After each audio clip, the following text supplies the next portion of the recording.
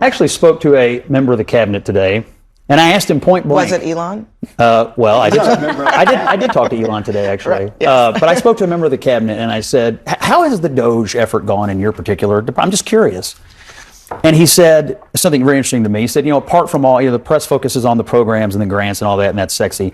But, he said the most interesting thing that these guys have been able to do for us is we inherited a massive backlog of things that the previous administration left us, and we were unable to really deal with it because of IT issues. And he said, these guys showed up over here, and they made a huge impact on our IT infrastructure, which then allowed us to clear out a backlog of outstanding issues that we were just having trouble getting to. So wait, this is now an IT issue? No, wait a minute. Wait a minute. America wanted to see actual cuts, and now we're going to say that. No, he just said they don't. Which is it? No, I'm saying most Americans actually did want to see. He's mad about the cuts. Okay, well, I'm talking as Gretchen Carlson. I'm not talking as Dave. Is a person who has I'm a my own different point individual. of view. She's and allowed to have most Americans would agree that they want to get rid of fraud and waste. Yes. And now you're saying that the greatest accomplishment of Doge was that they've solved IT problems? And I spoke to another cabinet secretary yesterday who said this has been a, quote, wonderful accelerant. So what? This continues. Politicians the program say continues. Whatever they say to be able to put on a good face. Why are you so angry? I'm not angry. I'm frustrated. I mean, you look enraged. I'm frustrated like most Americans because we want to know where the cuts are. Gretchen, let me just hit pause here. I mean, look. People get worked up at this table, yes. yourself included, all the time. Let's not call people angry when they're simply making a point. Well, she's very upset. Like I just have to say that because I think that you're blaming it on IT. Let's deal with. I'm not blaming anything. I'm saying it was a good byproduct. Scott and Gretchen, just give me 1 second, okay? Let's deal with the issues at hand. We don't have to, say you're angry, you're, this. She's just making a point, okay? Thank you. Scott Jennings defends Elon Musk's work with the Department of Government Efficiency, Doge, arguing that Elon Musk's efforts to serve the country by tackling government inefficiencies should be praised, not criticized. He attributes the backlash to Trump derangement syndrome by association. I mean, let's be honest, let's be real. When one of the most consequential entrepreneurs in American history drops what he's doing to serve his country at great personal cost, he should be applauded, right? Catherine Boyle expands on this, emphasizing that the criticism often stems from a misunderstanding of IT's role in government reform. She highlights the chaotic state of government systems, disparate, opaque, and outdated, like using a Pennsylvania mine to store retirement records, and stresses that fixing these is foundational to addressing waste, fraud, and abuse. Boyle suggests this is a generational divide, with younger people grasping technology's importance while media figures like Abby Phillip miss the point. Accidentally, intentionally, it's a psyop, folks. Propaganda at its best. Pushing their agenda, nonsense rhetoric. Elon Musk himself has underscored the dire state of government software and systems, framing Doge's work as critical tech support. The broader message is that exposing and understanding these systemic issues empowers the public, revealing long-standing inefficiencies hidden in plain sight. A lot of great work at the Treasury this week. One of the crazy things with regards to the Treasury is that when a payment is made, and the computers at the Treasury actually pay about $5 trillion per year, like crazy amounts, there was formerly not a budget code on there. So if a payment was made, you didn't know actually what it was for. It could have been for anything. Yeah. There was a $4 billion COVID fund in the Department of Education, and there was no receipts required, so people could just draw down on it. And when people looked into it, this wasn't us, this was before us, they found that money was being used to rent out Caesar's Palace for parties, rent out stadiums, etc. And so the one change that Doge made with the Department of Education is we had the simple requirement that if you draw down money, you must first upload a receipt. That was the only change that was made. You must upload your receipt. And upon doing so, yes, nobody drew down any money anymore. Yes, but we didn't say that we'd check the receipt. You could send a fake receipt. You could send a picture of your dog. Anything. But as soon as we asked for anything at all, suddenly the requests were like, oh, we don't need it anymore. Huh, that's interesting. They were renting Caesar's Palace. Yes, they were like basically partying on the taxpayer money. Stadiums. Yes. Leasing stadiums. For what? For parties, basically. For parties. Yes. That's a big party. It's a big party. You'd think if you were stealing, you'd start small. They do start small. But then what happens is over the years, so generally the fraud starts out small and they try to hide it. But then year after year, if nobody stops the fraud, it gets more and more brazen. And every year it gets bigger until they're literally renting out stadiums. What's that, $1 million to rent out a stadium? Fraud in flagrante delicto, okay? Pay attention to what Elon Musk just told Jesse Waters and the rest of the folks in the room and America, the world for that matter, is it starts small and then it just gets bigger and bigger and bigger. The problem continues to grow. They feel as though perhaps maybe they are untouchable or no one will ever find out or it's not that big a deal because someone else is actually doing far worse than what I'm doing. So they'll get busted and mine will seem like nothing in comparison to renting out Caesar's Palace or stadiums for parties. These folks, they operate differently. They are a different breed. They do not care about you, me, us, this country, all things holy or just the Constitution itself and following the letter of the law. Again, they believe they are above it. When they tell you who they are, believe them because they're not lying. Implication being those people think he has made mistakes. Listen, I'm going to tell you this. People tried to talk about the mental acuity of Joe Biden. And as someone who was able to interact with him, I never questioned his mental acuity. But come on now. Come on. Like, you are crashing the economy. We are talking about record. The only thing Americans want to hear from Kamala Harris is an apology for joining Joe Biden. And remember, she was the border czar. Joining Joe Biden in aiding and abetting the invasion of our country. And we're never going to stop talking about this because what they did to this country is unforgivable. It is an eternal stain on the Democrat Party. Every day we read another story.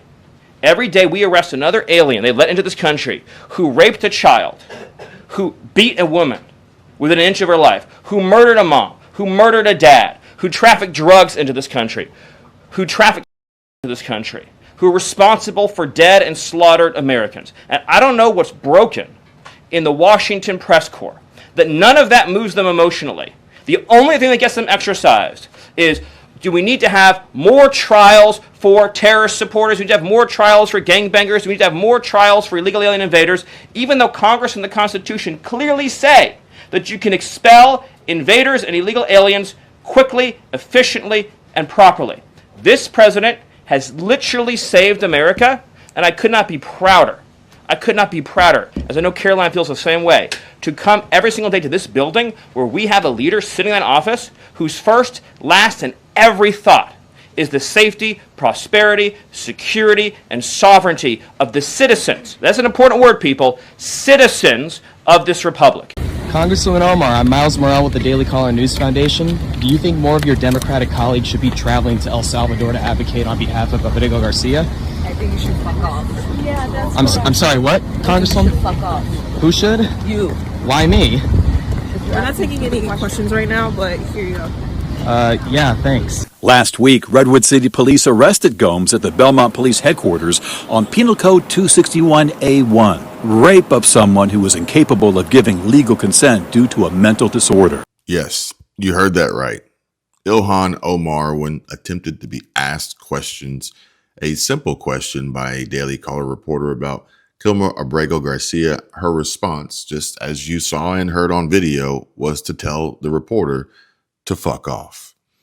And I know some of you are sensitive about some foul language and profanity, but you're going to need to sack the fuck up here, folks, and pay attention. This woman has no class, no gratitude to America, and most importantly, no honor. Truly a disgrace to the U.S. Congress. Meanwhile, Democrat representative and ghetto queen Jasmine Crockett claims she never saw a drop in Biden's mental acuity. Wait, hold up. Is she freaking blind? But now that Biden's out of office, numerous members of her own party admitted that he exhibited signs of decline throughout his term. She's lying, flat out. But wait, there's more, because it only gets worse. Much, much worse. Because, like I said, believe them when they tell you who they are. And in response to libs of TikTok and their post on X, holy shit is right. Felipe Gomez, a non-citizen working as a police officer in Belmont, California, was just arrested for raping a woman with a mental disorder. You literally can't make this shit up anymore, folks. Oh, and by the way, Gomez was previously arrested for domestic violence before becoming a cop. Before he hired Gomes, the I-Team has learned that Chief Stenquist received phone calls from the San Mateo County Sheriff's Office and East Palo Alto Police warning him that both agencies had rejected Gomes because of his domestic violence arrest in 2017. When a department head calls you and says something's wrong, take a closer look, or don't hire someone, you should take a closer look. Court records show that Gomes and his wife were on vacation from their home in Brazil at this Ramada Inn in Kissimmee, Florida. The charging affidavit says they'd been married a year when Gomes spotted texts on his wife's cell phone from an ex-boyfriend and that he struck her repeatedly in the face and stomach. An officer wrote that he observed a large bruise that covered most of his wife's left cheek and scratches to her right cheek. The records say Gomes accused her of hitting and scratching him first, so the state attorney charged both of them with battery domestic violence before dropping the charges a month later. Belmont Chief Stenquist defended hiring Gomes, emailing me, past law enforcement contact that does not result in charges are not disqualifying in of itself under policies or applicable law. In these special victim domestic violence cases, they're often the charges are dropped. They're dropped because the victims have a change of heart. Any number of reasons. Former San Francisco police commander and head of recruitment Rich Correa tells me the incident should be disqualifying, even though the case was dropped. You don't want someone who, in a family setting, violence is a place they can escalate to. You want just the opposite. You want natural de-escalators. Law enforcement sources also tell me Felipe Gomes is not a U.S. citizen. SB 960, sponsored by former state senator Nancy Skinner, allows immigrants to be officers if they have a green card, visa, or permanent residency. Gomes is here on a work permit. You must be a person who's legally authorized to work, so you have that legal paperwork, and then in California, if this bill passes, you would be able to be a sworn officer. Governor Gavin Newsom signed the bill in September 2022. Rich Correa tells me a newly arrived immigrant has lots to learn about our system of justice and civil rights. So you better make sure that you are hiring people that get the many nuances of the role of a police officer. There's no one else, as far as I know, in our entire society that carries a gun and has the authority to shoot you under certain circumstances. And why do I feel like this woman here just doesn't have the natural abilities, not capable of making smart choices and good decisions? Just can't put my finger on it. Be that as it may, we're moving on to more bad choices and bad decisions by the Democrats. Benny Johnson shares this one. Breaking.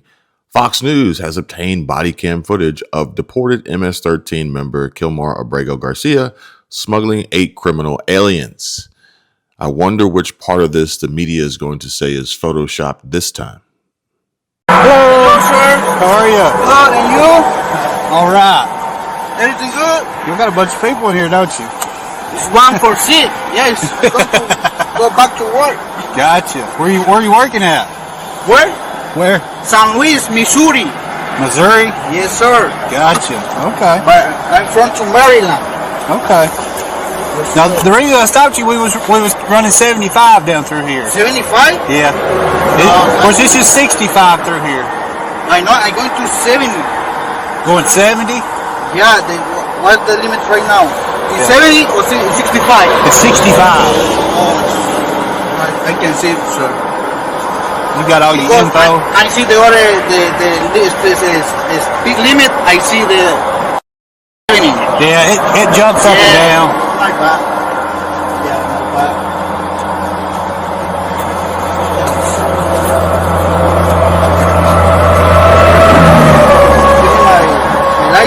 Yeah, your driver's license, your registration, and your proof of insurance.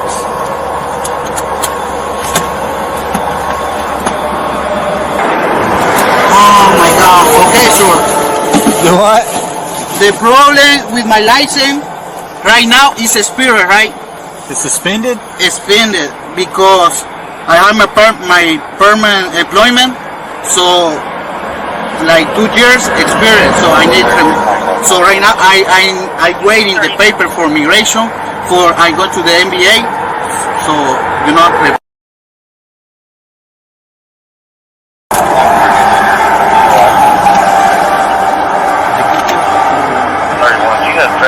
That car no is mine, sorry, to my boss.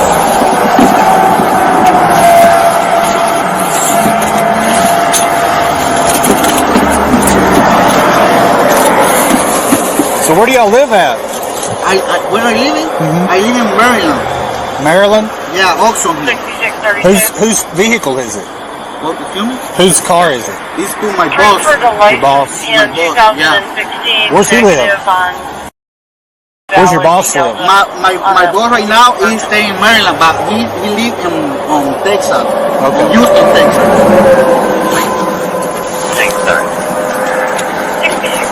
Have you got the proof of insurance? Yeah, I don't know where it's put it. My boss. Let me call.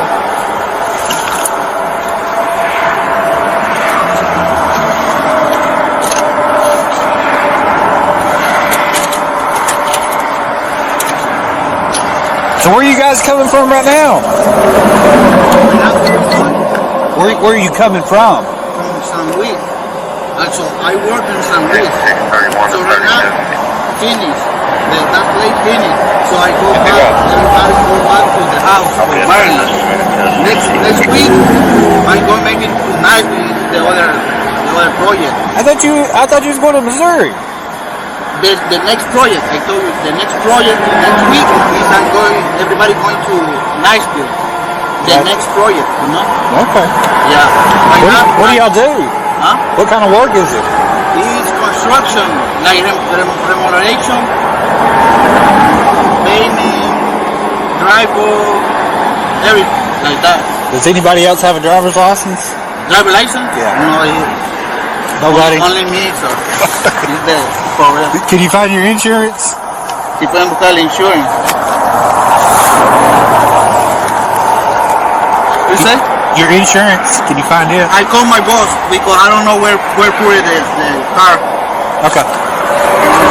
I'm gonna go back here and run your license and stuff real quick, okay? I'll be right back. How dark are your windows? Huh? How dark's the back windows? Window? Stand by. How dark are they? The colors. Yeah. From Texas is good. How many rows have you got in here? 4? Where? 4 seats? 4 rows of seats? Yeah, it's three seats. Yeah, with it. Yeah. Did y'all put an extra one in? Huh? Did y'all put another one in? No. Did it come like this? Use the truck. I've never seen one with that many seats in it. You hear me? What you say? It's my boss. I said I've never seen one with that many seats. Oh, in really? It. Yeah. That's why I was asking if you'd put an extra one in. No, it's the same. Like this. Okay.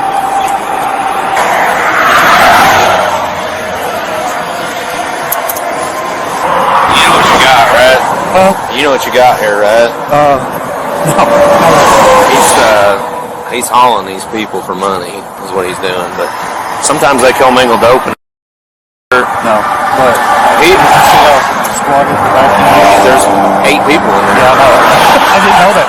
They put an extra row of seats in there. Yeah.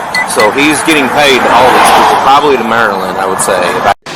I mean, this is very, very serious. Well, and just to your point, before we have to go to break here, there was a study that showed the negative coverage of Trump, just how bad it was. Just 100 days into President Donald Trump's second term, the broadcast evening news landscape is even more lopsided than it was 8 years ago. It's worse, is what they're saying. They said the new Trump administration has faced a withering 92% negative coverage from ABC, CBS, Looking at You, 60 Minutes, and NBC. 92%, and he is literally following through on what got him elected in the first place. These people are not to be trusted. And if President Trump got one thing correct, his last go around, it was the media, the mainstream media is the enemy of the people, period. They can say that they're not, they are. I would agree.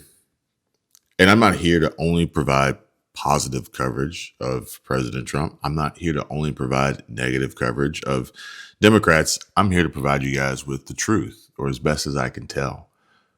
Honest to God information, body cam footage, you guys be the judge. But it seems very clear, very obvious what's happening, what's going on, who's doing good and who's doing bad, and who's lying about it in between. I'll play these last two clips for you guys to close this one out. I won't provide any opinion or interject here, but I will say this, that even in my efforts and my plight here and attempts daily, multiple times a day, even I get shit on for telling the truth. But it's not going to make me stop. I dropped out of Harvard and came here to serve my country. And it's been unfortunate to see, lost friendships. Most of campus hates me now. But I think fundamentally, I hope people realize through conversations like this that reform is genuinely needed. And if there's one, I think this is important to say, if there's one group of people who really have a shot of success, it's the people here. They're up until 2 a.m. Monday through Sunday. Doge does not recognize weekends. Do these people not respect taxpayer money? I mean, there's no incentive to if you work in the government. I think the incentives will always decide the outcomes. Yes. And, the way that the payment system is set up is if you ask for money, you're just going to get it.